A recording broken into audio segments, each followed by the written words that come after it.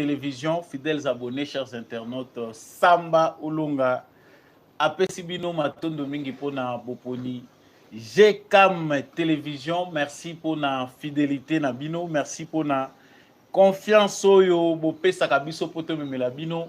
Basango ya République démocratique du Congo.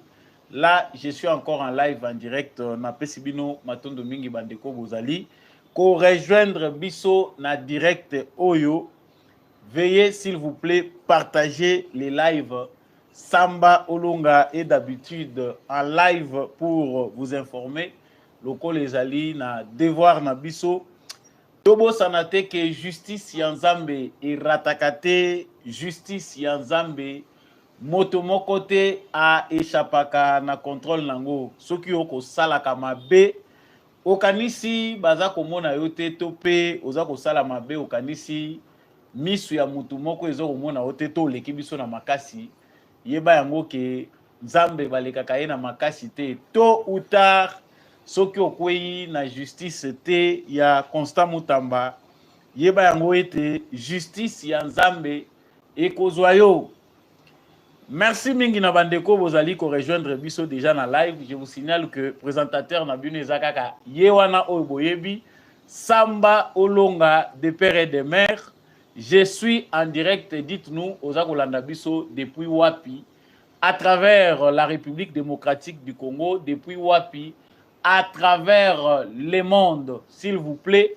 Partagez les lives, likez et n'oubliez pas de laisser un commentaire si cela vous va bien. À la une de notre actualité, Boyi Malamouke, ça fait sensation, ça donne de la rage.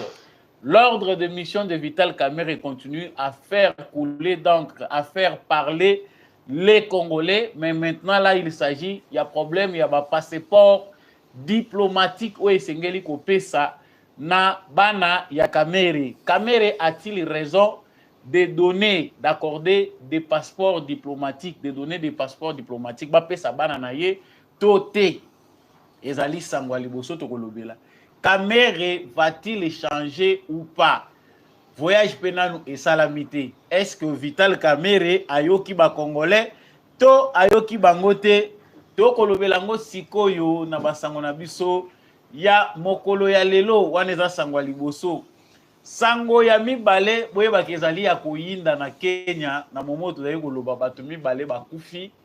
Ba manifestant ba envahir siège ya parlement baza ko buka baza ko bebisa conséquence ezali pona ba tena budget na bango ya mbulo yo ba prévoir ba bakisela bango ba taxe ba ko pakisela bango ezali TVA 16% sur les pains et puis taxe annuelle ya mituka biso na Kongo ezalaka kokoso tokolobela nini ezokomela William Ruto kuna na Kenya.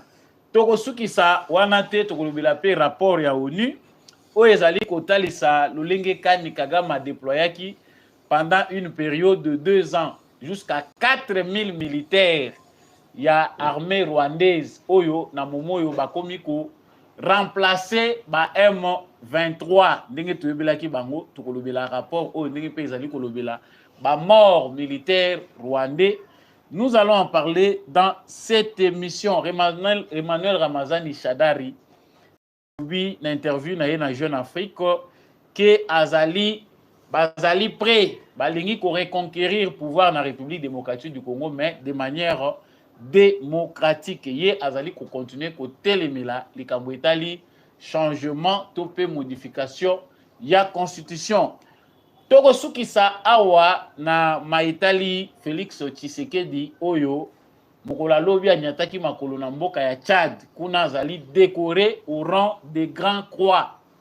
Grand Croix ezali titre le plus honorifique dans l'ordre national ya ba titre na Tchad. Pe balabala moko bapesi yango kombo ya Félix Antoine Tshisekedi Tshilombo. Tokolobelango na kati ya émission Oyo. Merci na bandeko nyonso boza déjà en direct. Veuillez partager s'il vous plaît. Aux égoïstes d'été, partagez live na voisin. Merci à tous ceux qui nous suivent depuis les États-Unis, à ceux qui nous suivent depuis la France. Nazali Nabino Elongo. partagez les lives. Vous qui nous suivez à partir du Luanda, vous avez Luanda Bisso, en direct de la République démocratique du Congo, aux la province Nini, manifestez-vous dans les lives. Partagez, Kobosana, likez, Samba Olonga, comme d'habitude, à Elbino, Basango, en direct de GCAM Télévision, nous sommes à Kinshasa. L'ordre de mission, il y a Vital Kamerhe. Ezali, ko continuer, ko pesa ba Congolais, Kanda. Ezali, actualité, Oyo. Et Kangi Poso, Uta Poso na biso e bandi, actualité, Oyo, ko continuer, ko Boulungisa ba Congolais mitou, ba Congolais bazali na Kanda, Rage. Qu'est-ce qui se passe avec Vital Kamerhe, allié Nini? En tout cas, j'étais les malheureux parce que Nazwakina nous tente tozui awa pona kozongela maelekaki naka Kamerhe oyo ezali na 2 personnes 11 de ses collaborateurs na ba député Daniel Massaro Nakati. Ordre de mission wana ezali pona kokende na assemblée générale ya francophonie ba parlementaire ya francophonie basanganaka mbula na mbula basanganaka pamba te ezalaka pona kolobela makambo ya francophonie ba parlement ya francophonie ndenge nini bakoki ko renforcer ba lien na bango. Mais pour ce qui est de la République démocratique du Congo, Vital Kamerhe a monaki malamu komema 22 Congolais, parmi lesquels ses collaborateurs avec un budget d'1 million de dollars. En tout cas, place Nazalaki, même si je n'étais pas en mesure de présenter l'émission par rapport à un problème, petit souci Nazalaki dans mon privé, j'ai plairé dans le lobby ça.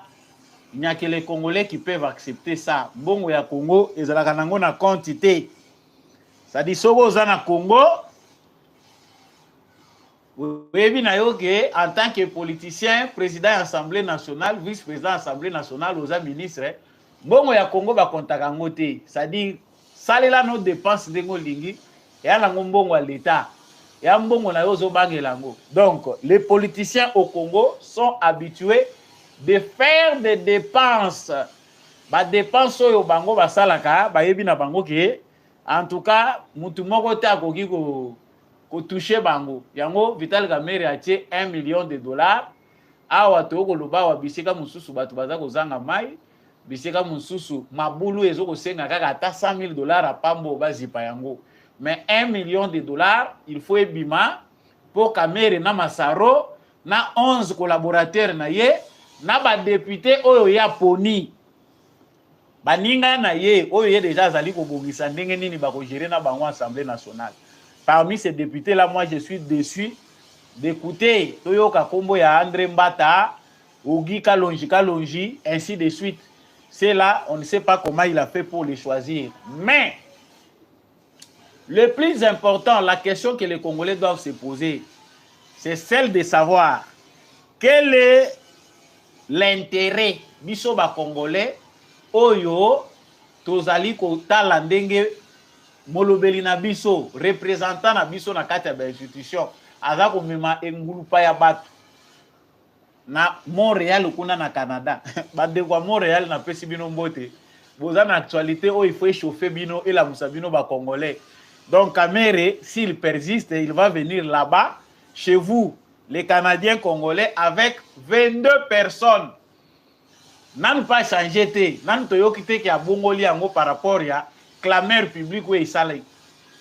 C'est déjà trop. Les autres délégations n'amènent que 2 personnes. Mais Vital Kamerhe préfère amener 22. Na éviter le rôle à Congo et les Gimunene, et Zanzoko ya Munene, il faut ba panzango, ba katakatango, biteni, pour mutuna mutazo musuni ya Munene. Ça, c'est le langage que lui aime nous dire.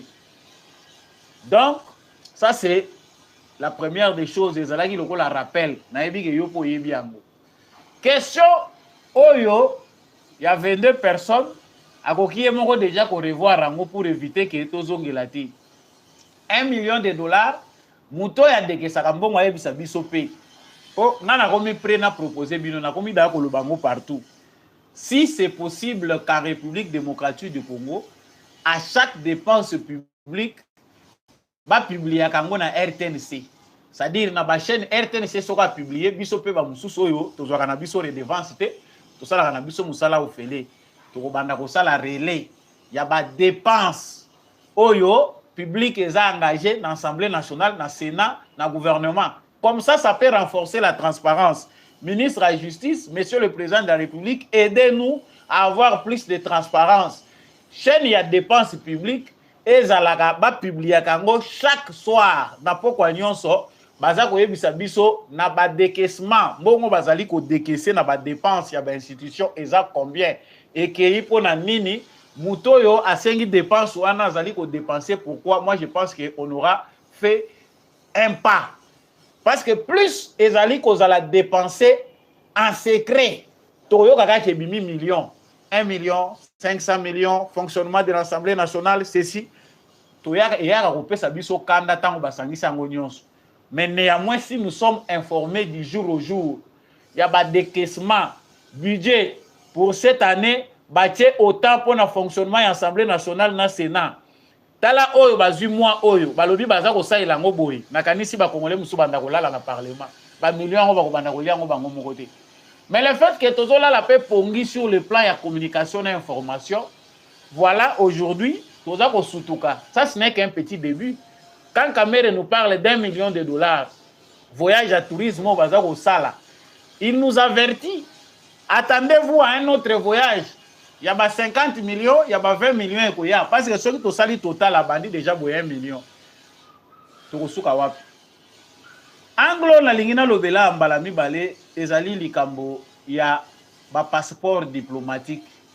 Parce que ekopé ça peut bande ko mususu information. S'il vous plaît, partagez les lives. Tous ceux qui nous suivent à partir du Kassai, à partir de Zurich. Je ne peux pas citer vos noms, Boza Ebele, Boza Nadurba. Vous êtes partout à travers le monde. En tout cas, partagez les lives. Boza Mouké, Bo Mataka, Bo Messanagana, 15h, Samba Olonga. Akobanda ko intervenir en direct pour Nakopé Sabino Basango. Donc, Kamere, à Kotisaki Mukanda, Azako Senga, passeport diplomatique pour Nabana Naye.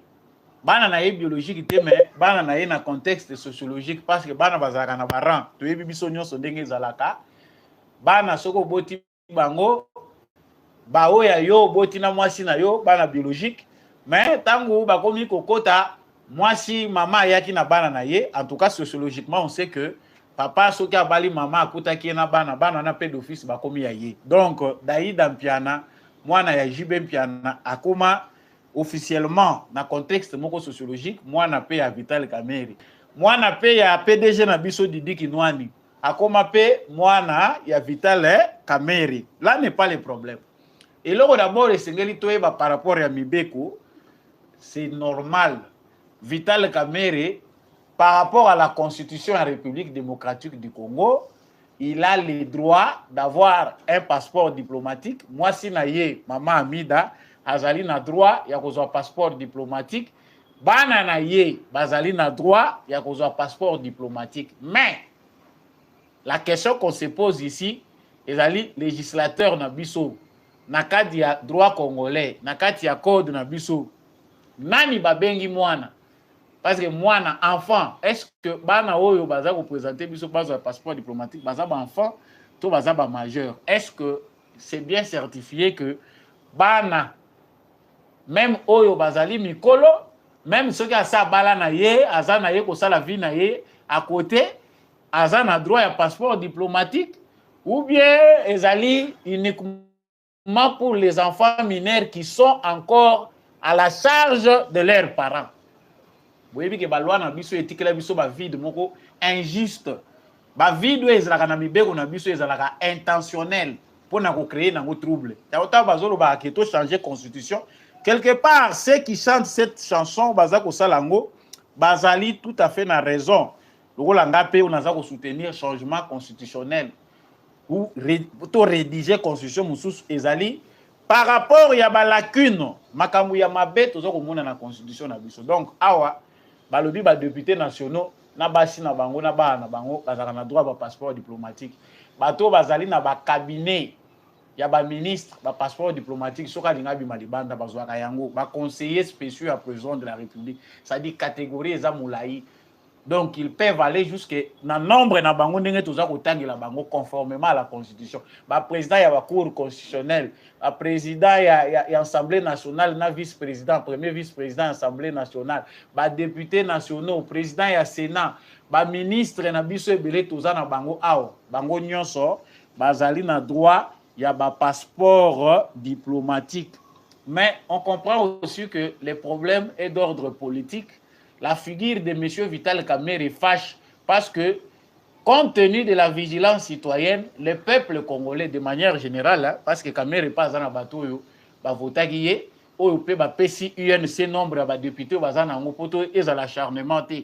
Mais le contexte général ne veut pas que M. Vital Kamerhe soit le président de l'Assemblée nationale. Ça blesse Congolais au concevoir en côté. Vital Kamerhe doit faire plus. Quand on Congolais, même s'il s'agit des droits, mais au moins les Congolais ont parce que c'est la personne qui fâche. Les droits est clair. On appelle ça Molonga qui a commis député, Madame Nangaï, Bana Nangaï, on peut avoir un droit à passeport diplomatique. C'est un droit, c'est dans les droits congolais. On a des informations, on a un côté de communication, déjà de côté, zéro ndenge balobaka parce que Outa makambo élection et Salamiti à s'installer, on parle peu de son profil, on n'a pas encore senti politique na ye ndenge nini. Est-ce qu'aza mutu akosala penda poids de manière politique face à Vital Kamerhe? Toza koloba plus Mbosso na Kamerhe que Tshilumbai. Il est là mais comme s'il n'était pas là parce que le ton n'est pas là. Na média pena no bayoki était bayebi était. L'IDPS nous révèle un nouveau pion. Mais on ne connaît pas encore. Mais règlement d'ordre intérieur et Assemblée nationale, et c'est que téléphone n'a pas été parce que awa toza sans courant de chaque téléphone n'a pas. Donc ils ont un règlement d'ordre intérieur et Assemblée nationale tout l'andelango malam. Règlement d'ordre intérieur et Assemblée nationale et l'obinine. Le premier vice-président de l'Assemblée nationale, Ye Moutouazali Kotala, Makambo Oyo, ezali concerné les relations extérieures, outre les questions juridiques. Mais Makambo Nyonso ezali les relations extérieures, et apanage, il y a premier vice-président de l'Assemblée nationale. Qui avait-il de si important pour que Kamerhe puisse quitter ici Kinshasa, à l'Obakazo Kolongwa, qui est à Montréal? Na délégation à 22 personnes. Pourquoi n'a-t-il pas laissé Tshilumbai qui est le premier vice-président et qui est allé dans l'attribution à même des députés à Pamba, qui ont représenté aussi c'est important dans ma ya francophonie au Yobazako Kendekuna. Mais Kamerhe préfère laisser Tshilumbai à Iseye Moko na pouvoir en tant que président de l'Assemblée nationale à même ma délégation à 22 personnes. Quelque part, moi, c'est que je vais avertir Ezali, Bande Konabiso, Oyo, Bazali à UDPS. Le peuple congolais veut voir la marque UDPS, les combats de l'UDPS à travers les institutions. UDPS et Bundi Bitumbata Moulaï, pour épais ça va congolais social ya malam, épais ça va congolais état de droit na démocratie, biloko Tshisekedi ya Pronaki, Etienne Tshisekedi. Mais aujourd'hui, quand on voit l'UDPS, la scène politique na scène nationale, on voit que Félix Tshisekedi seul. Les restes des acteurs politiques issus de l'IDPS peinent à imprimer la marque de Etienne Tshisekedi. Bande konangai to lobato to lobate. Ce que bino ko lobake Vital Kamerhe c'est sinon quelque part c'est la faiblesse aussi d'un parti politique.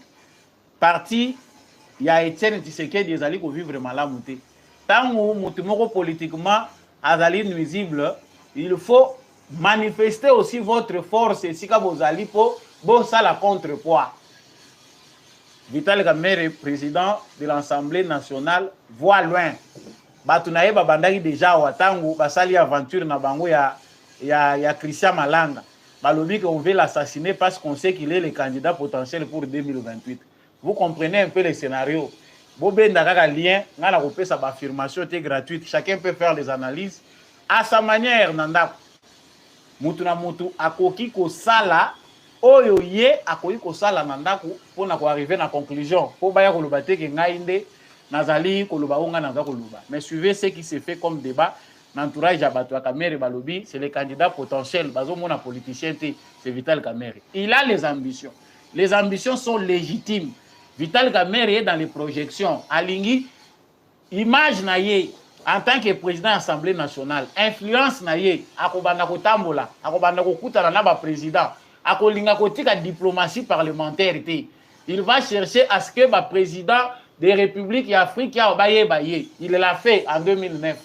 Avant Longwa, 2008 2009, Vital Kamerhe l'a fait. Il était là. Azo ke kokutana na ba président ya ba pays mususu a imprimé marque na ye, c'est un politicien. Il sait comment faire sa diplomatie.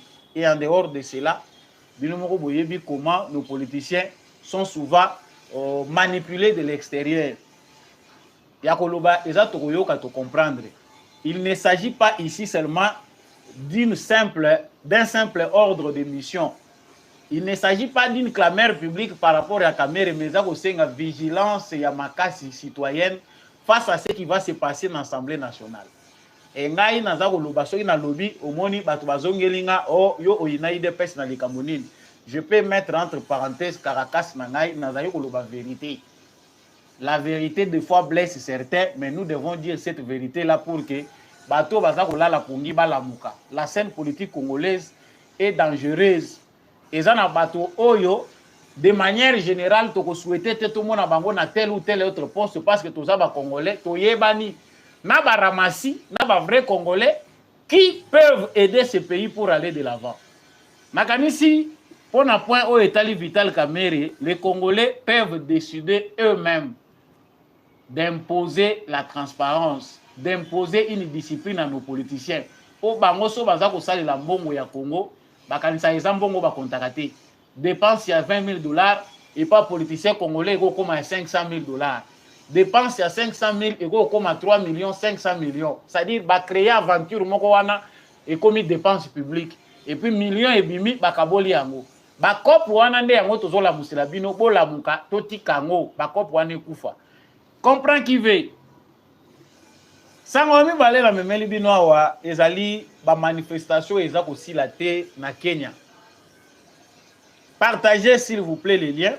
Partagez parce que vous voyez que tout ça en direct, il faut partager les liens. Partagez, likez, laissez vos commentaires, partagez les liens. Na Kenya, et là on continue de la Monsieur Ruto, on ne récolte que ce qu'on a semé. Le karma existe. Il y a Monique à Boti déjà ma papou, a commis Monsieur Kenya Ruto international. Na alias na ben agaye. C'est le président qui a le sourire. Même tout sourire. Le président ya Kenya aza n'a pas faux pas. Diplomatie na ye na makambo ezoleka à l'interne eza déjà coupé sa kanda. Bandeko ya Kenya batomboki baza ko protester contre projet où ils ont un budget na bango 2024-2025, ils ont prévoir instauration à la taxe Yassika. Donc TVA à 16% sur les pains. Je sais pas la biso na Congo, balongola TVA na makambo etali lipa. So za osomba lipa TVA izalagate. Mais balingi pe batia la bango le sous taxe annuelle il y a 2,5% sur ba véhicule, il y a ba particulier. Bande ko ba monike eza inconcevable pas chez l'équipe. Baza prêté à kufuta ba taxe wana. Bon, mboka nyonso etongamaka na ba mpako. Neti biso ba congolais to koma ba civique sur le plan taxe, sur le plan ya ba impôt, incivisme fiscal ndenge ba benga kango. Eza lié na mauvaise gouvernance. Tango mboka eza ko kamba mabe, mbongo ya mboka eza ko yeba na tendenge nini eza ko kende, eza ko za la canaliser et puis partage ya mbongo wana ezo kosalema de manière injuste pe moyibeleki mingi ba citoyen bakomaka ko s'opposer na paiement ya ba taxe. Soki botali mingi mboka oyo corruption elekaka makasi ba citoyen ya mboka wana bazalaka na difficulté ya kofutaka bampako parce que déjà il y a rupture ya contrat social.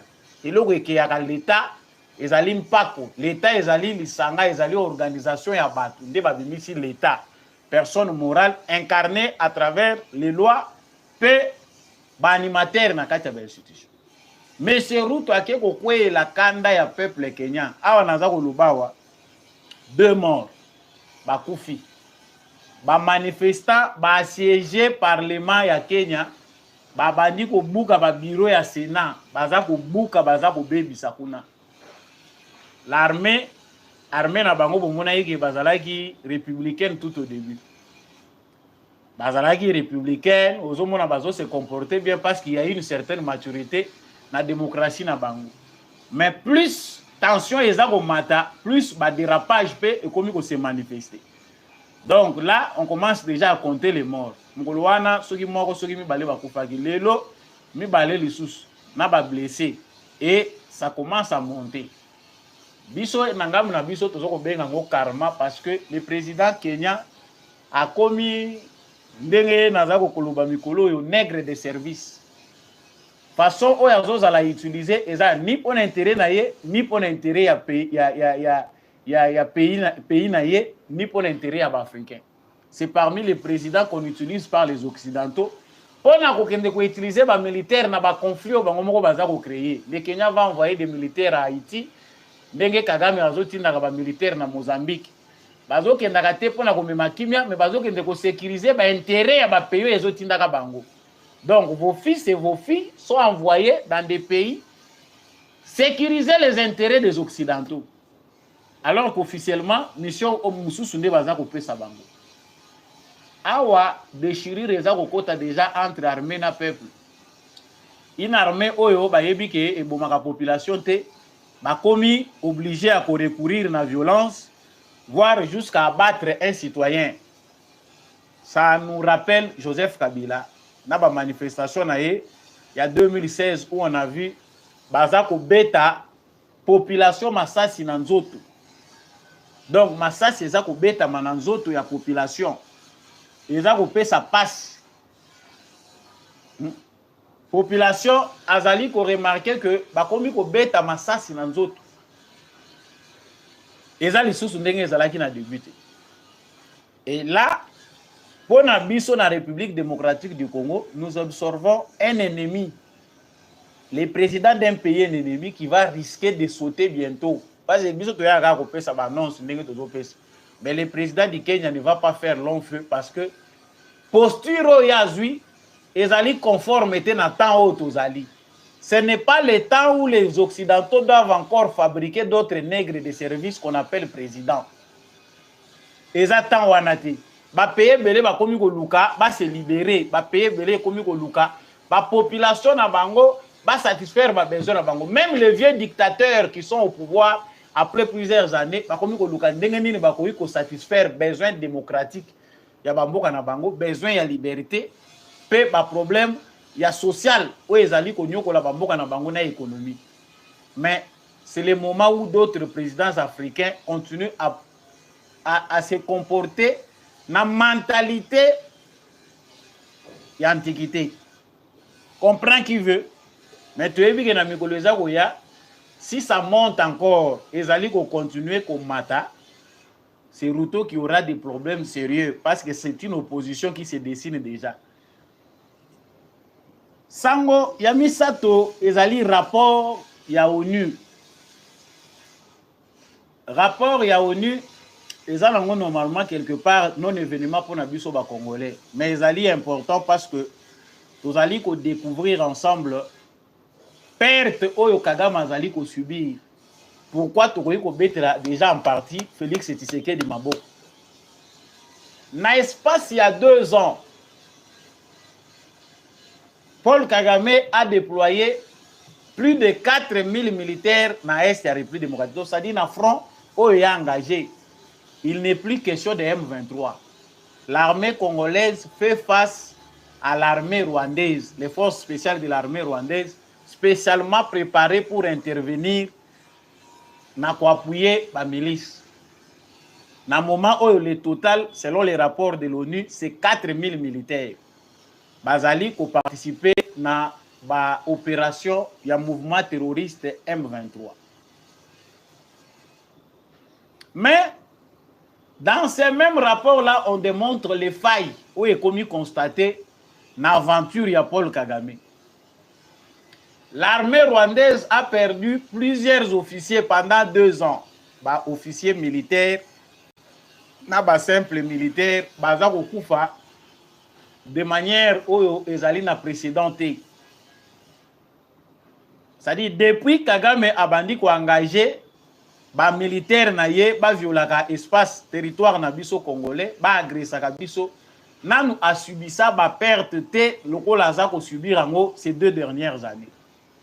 Sur les 4000 militaires, ebele ba perdre ba vie, ebele ba lingi lisuko yo kateke bati na bango na est ya République démocratique du Congo. La réalité d'aujourd'hui au sein de ce qu'on appelle les M23 ezali que ba jeunes ebele oyo bazalaki kokosa bango ke bokende, il y a un salaire mbongo ebele baza kopesa bino, ba constater que au sein du M23 il n'y a pas un traitement oyo kopesa mutu aisance financière. Parce qu'on trompait des jeunes na Uganda, na Rwanda, que ceux qui batindi yo okende ko combattre na est ya Congo, mbongo ebele ko la verser na famille na yo, tu vas toucher $1000, tu vas toucher 500. La pauvreté du Rwanda, de l'Ouganda et d'une partie en République démocratique du Congo, et ça dit que bana ebele, bandeko ebele, va se retrouver embrouillés dans Paul Kagame. Comment ils se sont retrouvés embrouillés? C'est-à-dire, l'affaire ndenge zalaï kokende liboso, bandaye kozwambongo. Et moment où toza koloba, ça ne paye plus d'être au sein du M23 parce que mbongo est commis passe pour na Kagame. Les principaux bailleurs de fonds, bangonde ba commis ko accuser Rwanda na Kagame na moment oyo. C'est-à-dire l'argent ne coule plus à flot, ndenge pillage bandaye ko salema bien. Le pillage est déjà dénoncé. Au niveau international, la poursuite judiciaire est attendue pour Paul Kagame, na ba principaux personne n'a utilisé.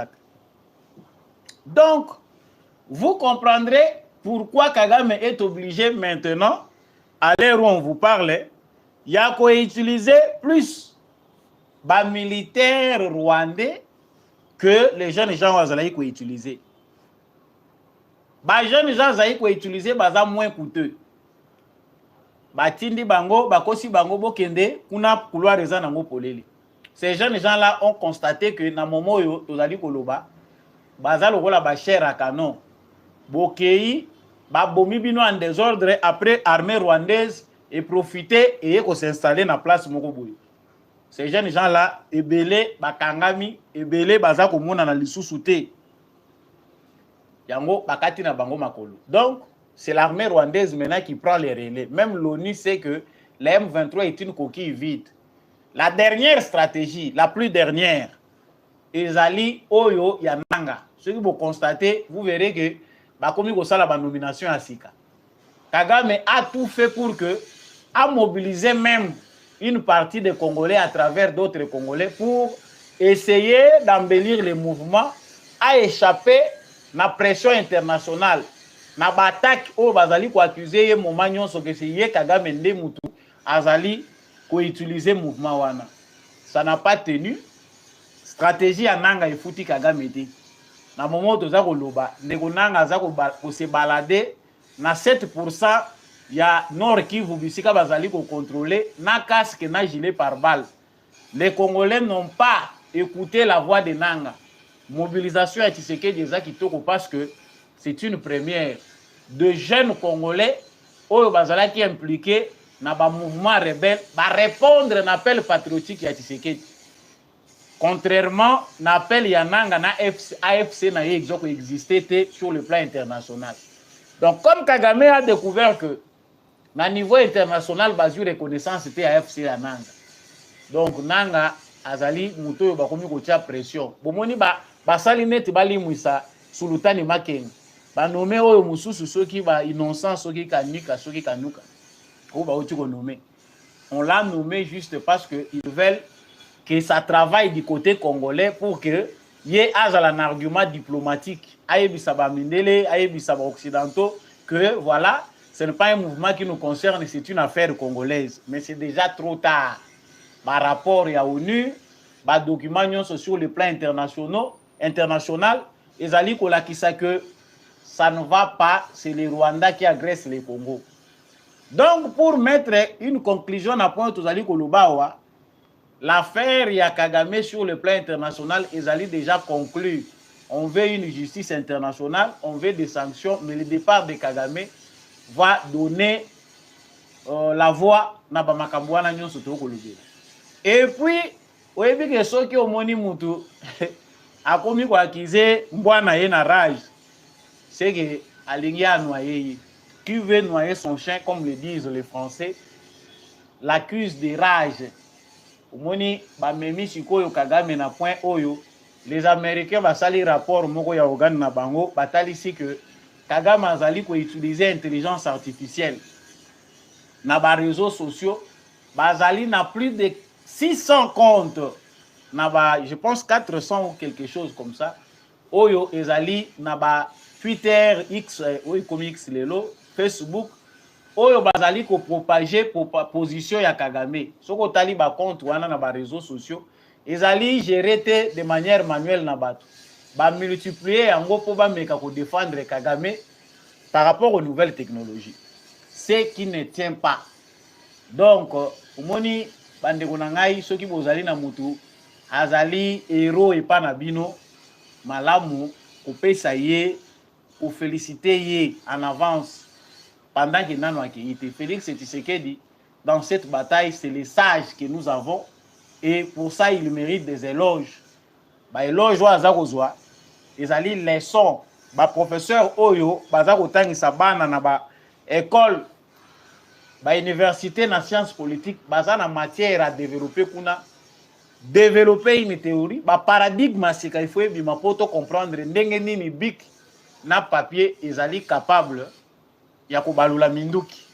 Etienne Tshisekedi nous le disait, to banaye ko douter na ye, mais Félix Tshisekedi a accédé au pouvoir bic na papier mais ebaloli minduki.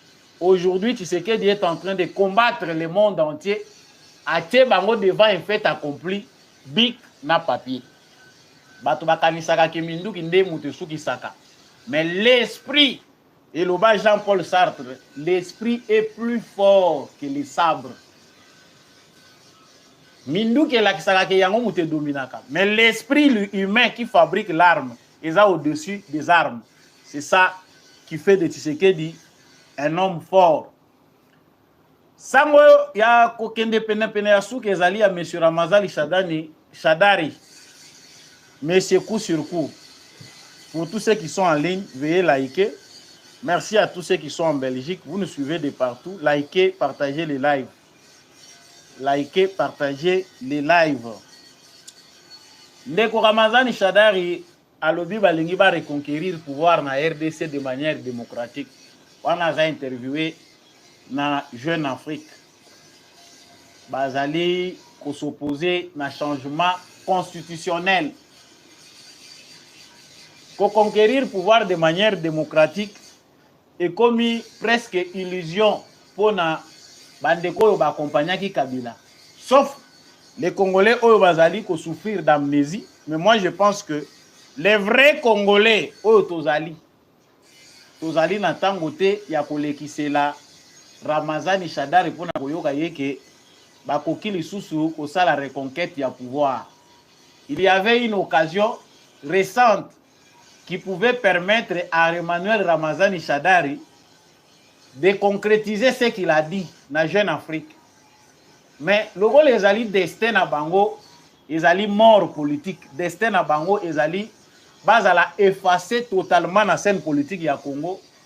Emmanuel Ramazani Shadari, le professeur Mususu nazobosa na bakombo ba disparaître bango nyonso awa bango moko ba mibomi politiquement en suivant Joseph Kabila. Bo ba tie élection okende na élection bolobi te biso to okende na élection modèle wana te ba se faire important.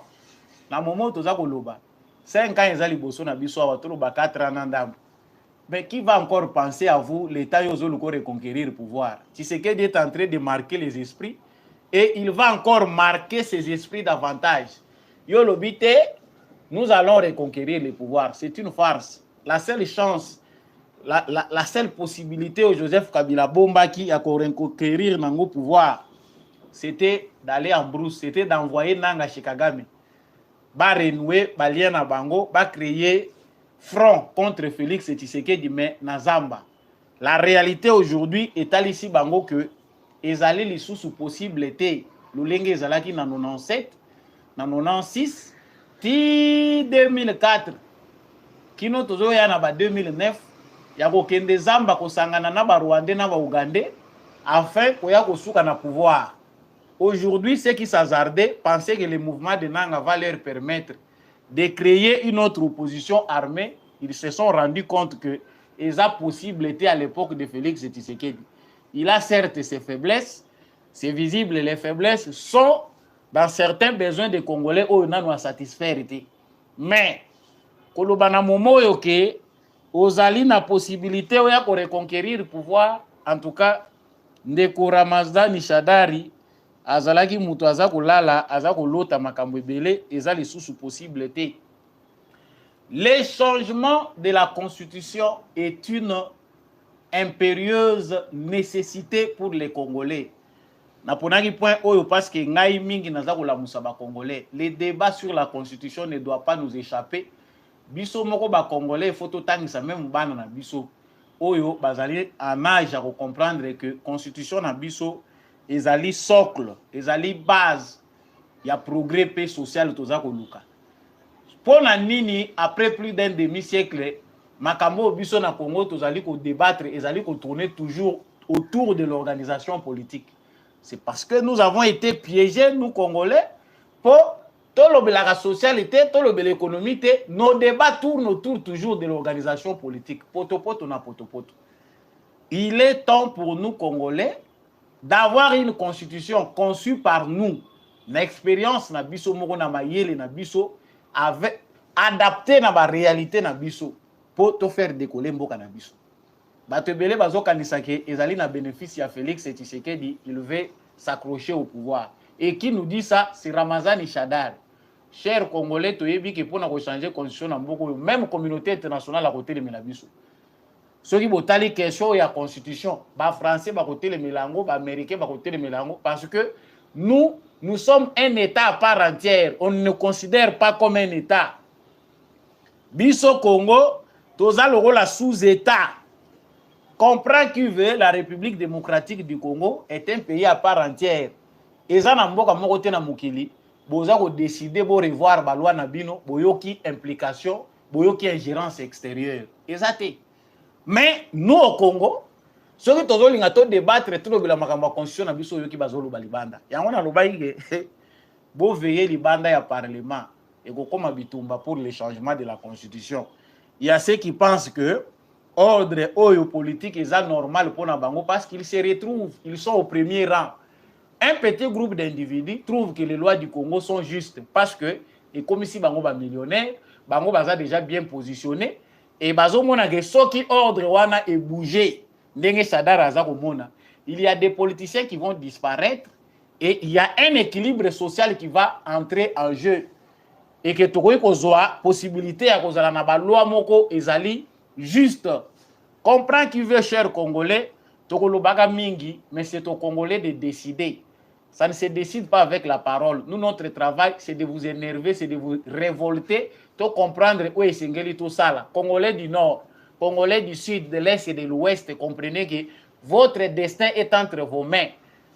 Il y a possibilité de changer cette constitution pour le bien, notre bien et pour l'avenir de nos enfants. Bokobanda kosalaka ba débat qui est Congolais qui ne l'est pas, nani zolo moulayi, nani zolo mukuse, nani makolo plat, nani makolo boye. Vous avez le choix vous-même de choisir ce qui peut être fait. Na silisi awa na kobwaka ba fleur, to continuer kobwaka ngo quand c'est bien. Félix Tshisekedi est décoré au rang de grand croix au Tchad. Ezali bongo nde ba bengaka titre honorifique na bango ba pesaka na ordre national ya Tchad. Balabala moko na ville ya N'Djamena, na 2e arrondissement, avenue ekomi Félix Tshisekedi Tshilombo. Balabala ya 1,6 km. eza esengo. Ezali esengo munene à l'instar de Lumumba oyo tomoni kombo ya Lumumba ezali le monde entier. Ukei na Russie baza kokuta ba bibliothèque, baza kokuta ba monument ya Lumumba, baza kokuta ba salle ya Lumumba. Aujourd'hui Félix Tshisekedi asengi yango te, mais au moins azape congolais moko aza kosala la fierté. Nul n'est prophète chez lui. Le Congolais Félix Tshisekedi connaît jury. Oto za kofinga epa na biso. Mais kuna bamoni motuya na ye. Ba memiye akendaki lobi balatisi ye médaille oyo ezali na ordre na bango ya des ordres nationaux. Donc kuna bango na Tchad bapesi Félix Tshisekedi balabala wana. Pourquoi? Il a contribué dans l'implication en tant que facilitateur ya CEAC. Ndenge baponaki pour la résolution pacifique ya politique ya crise politique na Tchad. Bazalaki preba kende na guerre civile. Kune yindaki bebaki. Mais savoir, il a vraiment un ton réconciliateur. Aza Mutumoko, naturellement, c'est un bon médiateur. Aza pe na ba air moko très pacifique. Malheureusement, quelque part aussi, c'est un défaut pour nous parce que nous, on a besoin d'un président nerveux, colérique, parce que tout ça, on a besoin de tout ça, la vengeance. Mais Félix Tshisekedi se représente dans la peau d'un réconciliateur, d'un homme pacifique, d'un homme qui vient du bien pour tout le monde. Il ne veut pas tuer. Nous voulons un président qui massacre les gens. En tout cas, pour certains, ils ont des défauts mounene. Un président dans les contextes comme celui-ci, on veut que Félix Tshisekedi tue, que Félix Tshisekedi soit le président qui fait la terreur. Mais nous lui donnons raison parce que combat oyo tolande la ki tata na ye Etienne Tshisekedi ezaki combat ya kosala ba nouveau dictateur te. Félix Tshisekedi à ce point-là, il a tout à fait raison de beaucoup se rabaisser, ba finga ye mingi, mais que ce ton reste après plus de 50 ans. Plus d'un demi-siècle oyo ba congolais ba mesani na kozala na se ya dictature na se ya dialelo. Félix Tshisekedi ne mérite pas tout ça la ba dialelo. Pour génération ezako ya échanger ezako senga président ya ndenge wana za manfou. Il s'en fout de certains honneurs, il s'en passe, batu musu bazako mona ye ridicule, mais c'est ce qui va forger avenir ya bana na biso ba longwa na mulongo ya dialelo. Ya ko yembelaka batu na ba drapeau. Oh, banda Mobutu ayembisa batata na biso dialelo. Kino lelo, dialelo zoko continuer. Donc, échanger na forme, izaka ka dialelo. Mais Félix Tshisekedi qui veut être un président normal, batu bazako mona ye on dirait ça normal. C'est compréhensible parce que toute cette génération ya bato yo baza ya génération na ye, bayebi eloko mususu te bayebi kaka kobina mabina Mobutu atikelaki biso. Et c'est compréhensible, c'est un président qui joue aussi un jeu pédagogique sur le plan politique. Des fois, on ne les comprend pas. Des fois, on finit par les comprendre. Il a des erreurs, mes chers Congolais. Ndenge ba Tchadien, ba honorer Félix Tshisekedi, biso pe ba Congolais, photo honorer Mutuana. Azali offre et outil Nzambe. Peut-être c'est tard que les autres vont comprendre que Félix Tshisekedi a fait un grand travail. Pour cela, il mérite considération. Émission, Yamukola Lelo ndenge vous remarquez, et Sili. Je suis le plus heureux de vous savoir. Très nombreux, na kolanda émission Oyo Debout Congolais, boyebi keza émission Oyo et la Moussaka Penda ba Congolais pour être bendele ekolo Congo et continuer kozala likolo bendele koyate. Continuez à soutenir aussi Ndeko Samba Olonga. Partagez l'émission, likez avant Obimanakati émission Oyo. Merci à tous ceux qui nous ont suivis depuis les États-Unis, Bolandi Biso Ebele, depuis le Burundi, Bolandi Biso depuis Belgique, depuis Australie, Bozana Zurich, Bozali na France, Bozana Allemagne, Bozana États-Unis, bah pays Ezebele, vous êtes nombreux en ligne. En tout cas, je n'ai pas le temps pour citer bah Kombo Nabino. Merci à tous ceux qui ont suivi vraiment ces lives. Likez, partagez et abonnez si vous n'êtes pas encore abonné.